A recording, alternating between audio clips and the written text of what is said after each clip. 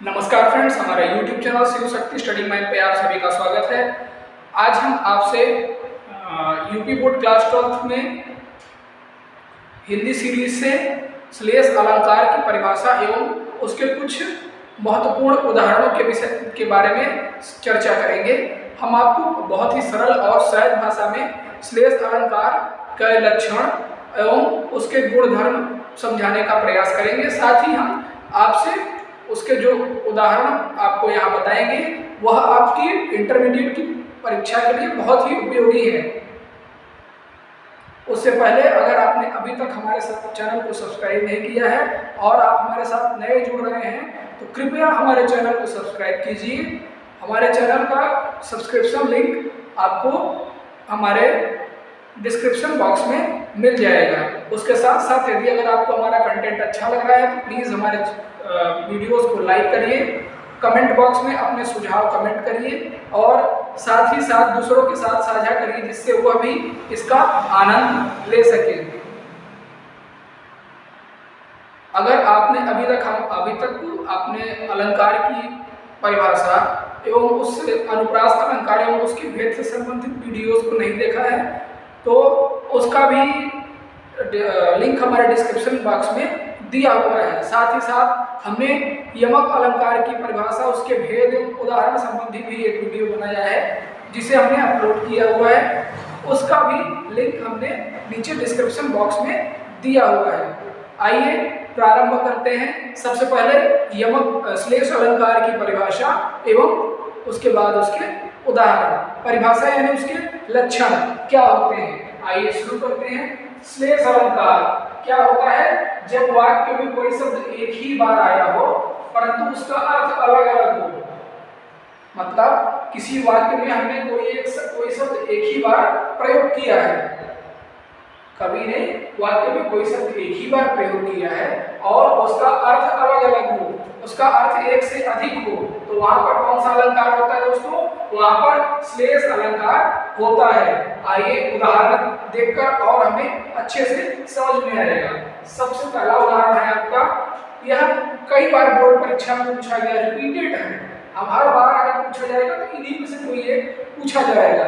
इसके अलावा हम जैसे जैसे आपकी बोर्ड परीक्षा नजदीक आती जाएगी अनुप्रास अलंकार के 50 से 60 उदाहरण पूरे अनुप्रास अलंकार के। अनुप्रास अलंकार मतलब अनुप्रास अलंकार यमक और श्लेष यानी शब्द अलंकार के करीब 50 से अधिक उदाहरण उनके स्पष्टीकरण के साथ जो आपकी बोर्ड परीक्षा में बार बार पूछे जाते हैं और बहुत ही महत्वपूर्ण है, वह हम आपसे एक वीडियो के माध्यम से साझा करेंगे और उसे आप देखने के बाद आसानी से पूरा शब्द अलंकार आप कर सकते हैं। आइए आप भी हम श्लेष अलंकार के उदाहरण देखते हैं। यह भी जो भी उदाहरण हम आपसे यहाँ साझा कर रहे हैं वह सभी बार बार बोर्ड परीक्षा में पूछे जाते हैं, रिपीटेड है। आइए शुरू करते हैं। रहीमन पानी राखिए बिन पानी सब सून, पानी गए न उबे मोती मानुष चून। ये रहीमदास जी का दोहा है। यहाँ पर रहीमदास जी ने पानी शब्द के 3 अर्थ लिए हैं। पहले पानी का अर्थ है विनम्रता, मतलब अगर आदमी की विनम्रता चली गई तो उसका सब कुछ चला गया। दूसरे पानी का अर्थ है चमक, अगर मोती है, मोती मतलब आभूषण होता है, आभूषण की चमक नहीं है तो वह आभूषण बेकार है, बिना चमक का कोई आभूषण नहीं होता है। उसी तरह तीसरा अर्थ है चूने के संदर्भ में जल, अगर चूने में जल नहीं है तो सूखा चूना किसी काम का नहीं है। मतलब यदि हम दीवार में पुताई कर रहे हैं और सूखा चूना वहां रगड़ रहे हैं तो क्या वो पुताई का रंग उस पर चढ़ेगा? चूने का रंग नहीं चढ़ेगा। इसीलिए चूने के अर्थ में पानी का अर्थ जल से लिया गया है। यहाँ एक शब्द पानी के 3 अर्थ हैं, इसलिए यहाँ पर कौन सा अलंकार है दोस्तों? श्लेष अलंकार है। अगला उदाहरण है, जो रहीम गति दीप की कुल कपूत गति सोए, बारे उजियारे रोकरे बढ़े अंधेरो होए। यहाँ पर बढ़े शब्द के 2 अर्थ हैं। पहले तो जान लीजिए ये दोहा भी रहीमदास जी का है। यहाँ रहीमदास जी ने दीपक की और कुल में अगर कोई कपूत पैदा हो गया, कपूत मतलब दुष्ट प्रकृति का अगर कोई पैदा हो गया पुत्र, तो उसकी और दीपक की तुलना करते हुए कहा है, क्या कहा है कि दीपक जब बढ़ा, यहाँ पर बढ़े शब्द का दो अर्थ है। पहला दीपक के लिए क्या होता है, जब रात हो जाती है उसमें दीपक में तेल खत्म हो जाता है जलते जलते तो वो बुझ जाता है। बुझ जाता है मतलब बढ़ जाता है, यानी उसकी सेवा समाप्त हो जाती है। उसी प्रकार जब जो आपका कुपुत्र है या कपूत है या दुष्ट बच्चा है, वो जब बड़ा होता है तो क्या करता है, वो आपके कुल का और भी नाम डुबोता है। जिस परिवार का है उस परिवार का नाम और भी डुबोता है। सभी कहते हैं भैया वो देखो फलाने का लड़का है, फलाने के परिवार का बच्चा है, बहुत गंदा है, ये करता है वो करता है। तो यहाँ पर क्या है, दीपक शब्द के दो अर्थ हैं। दीपक बड़े शब्द के दो अर्थ हैं, पहला दीपक के लिए बुझ जाना और दूसरा कपूत के लिए बड़ा होना। इसीलिए यहाँ पर भी इस दोहे में भी क्या है, आपका श्लेष अलंकार है।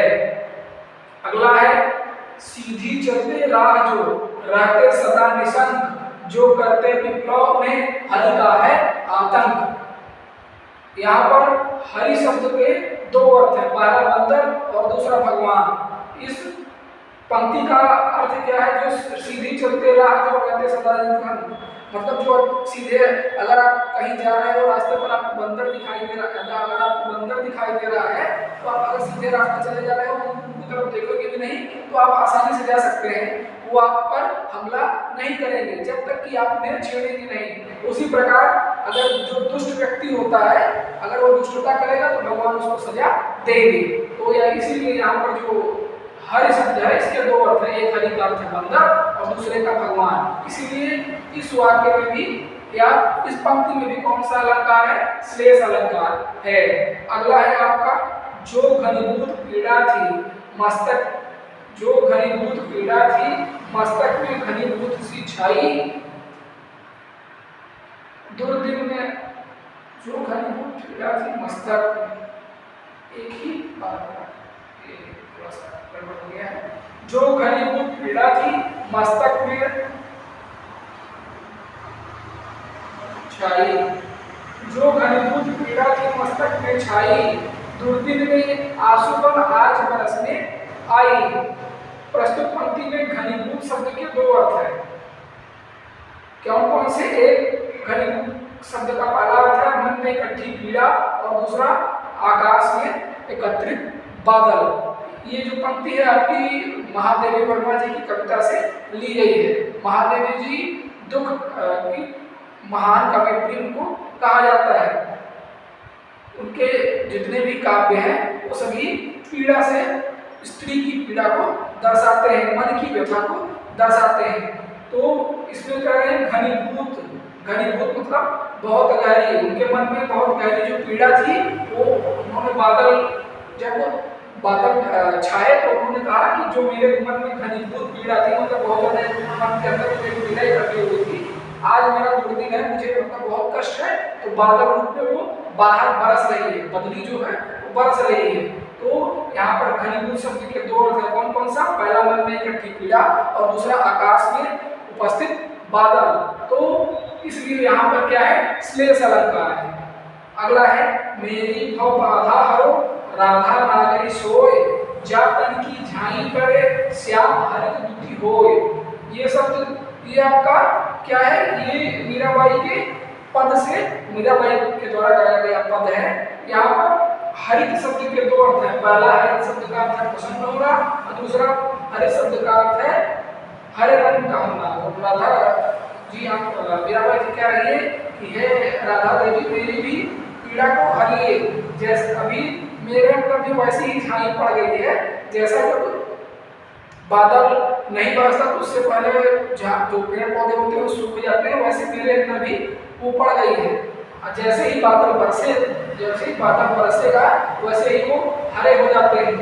उसी प्रकार मेरे मन में भी प्रसन्नता तब होगी जब मुझे मेरे आराध्य भगवान श्री हरि विष्णु अवतारित श्री कृष्ण जी के दर्शन होंगे। ये राधा जी का भाव है।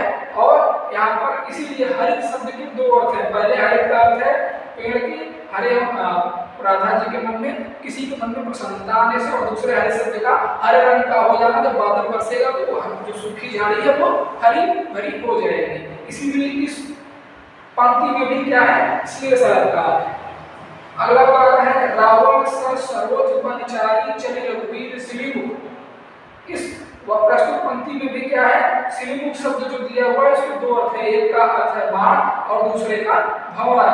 तो रावण और भगवान श्री राम जी के बीच युद्ध के बीच का ये प्रसंग है। इसमें क्या है, इसमें तुलसीदास जी कह रहे हैं, तुलसीदास जी कह रहे हैं, क्या कह रहे हैं कि रावण ऐसे बाण चला रहा था, रावण और प्रभु भगवान श्री राम जी के बीच ऐसे ही हो रहा था, ऐसे बाण चल रहे थे जैसे भंवरे पूरे वन में आज चारों करते हैं, मतलब घूमते रहते हैं भंवरे, हर पुल पर हर जगह भंवरे आपको मंडराते हुए मिल जाते हैं। वैसे ही रावण और प्रभु श्री राम के बीच युद्ध हो रहा है, बाण चल रहे हैं। तो यहाँ सिलीमुख शब्द के दो अर्थ कौन कौन से हुए, पहला आपका बाण और दूसरा भंवरा। इस प्रकार यहाँ पर भी क्या है, इसलिए अलंकार है। एक बार फिर से संक्षेप में सुनिए, जब वाक्य में कोई शब्द एक ही बार आया हो, उसके अर्थ भिन्न हो, तो वहां पर कौन सा अलंकार होता है, श्लेष अलंकार होता है। इसके उदाहरण होगा, रेमन पानी राखिए, बिन पानी सब सूख, पानी गए न उबरे, मोती मानुष चून। जिसमें पानी शब्द के तीन अर्थ है। पहला मोती के लिए चमक, मनुष्य के लिए विनम्रता और चूनी के लिए जल। उसी प्रकार जो रही प्रतिदीप की कुल कपुत गति सो, बारे उजियारे करे, बढ़े अंधेरो होए। यहाँ बड़े शब्द की दो अर्थ है, दीपक के लिए बुझ जाना, मतलब उसकी कांति समाप्त हो जाना, और कपूर के लिए बड़ा हो जाना। जैसे बड़ा होता है तो वो भी अपने कुल की कांति को धो देता है। सीधी चलते राह जो रहते सदा निशन, जो करते विप्लव उन्हें हरि का है आतंक। अर्थात जहाँ यहाँ हरि शब्द के दो अर्थ है, पहला बंदर, दूसरा भगवान। अगर कहीं आप जा रहे हैं वहाँ बंदरों का आतंक है, आप सीधे चले जाए, उनसे न बोलिए तो आपको नहीं कष्ट पहुंचाएंगे। उसी प्रकार अगर आप सीधे राह पर चलते हैं तो भगवान आपको कष्ट नहीं देंगे। अगला है आपका, जो घनीभूत पीड़ा थी पुस्तक में छाई, दो दिन में आंसू और आज बरसने आई।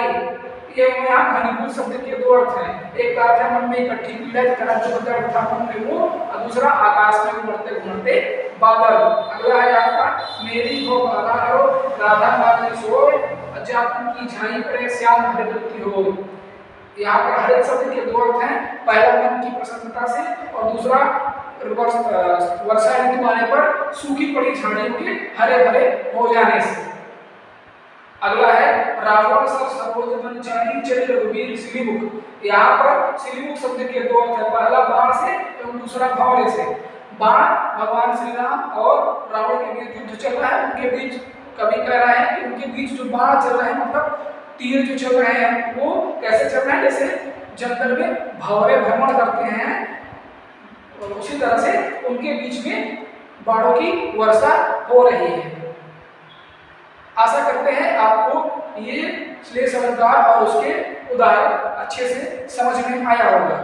अगर आपको हमारा वीडियो अच्छा लग रहा हो, हमारा कंटेंट पसंद आ रहा हो और हमारे समझाने का तरीका आपको अच्छा लग रहा हो, हमारी बातें समझ में आ रही हो, तो कृपया हमारे वीडियो को ज़्यादा से ज़्यादा मात्रा में सब्सक्राइब करिए। हमारे वीडियो को ज़्यादा से ज़्यादा मात्रा में सब्सक्राइब करिए, हमारे चैनल को सब्सक्राइब करिए, हमारे कंटेंट्स को वॉच करिए और उन्हें लाइक करिए। और अगर आपका कोई सुझाव हो तो प्लीज़ उसे कमेंट बॉक्स में ज़रूर शेयर करिए। हम उसको आगे आने वाले समय में उस पर विचार करेंगे और आपके समस्या का समाधान करने का पूरा प्रयास करेंगे।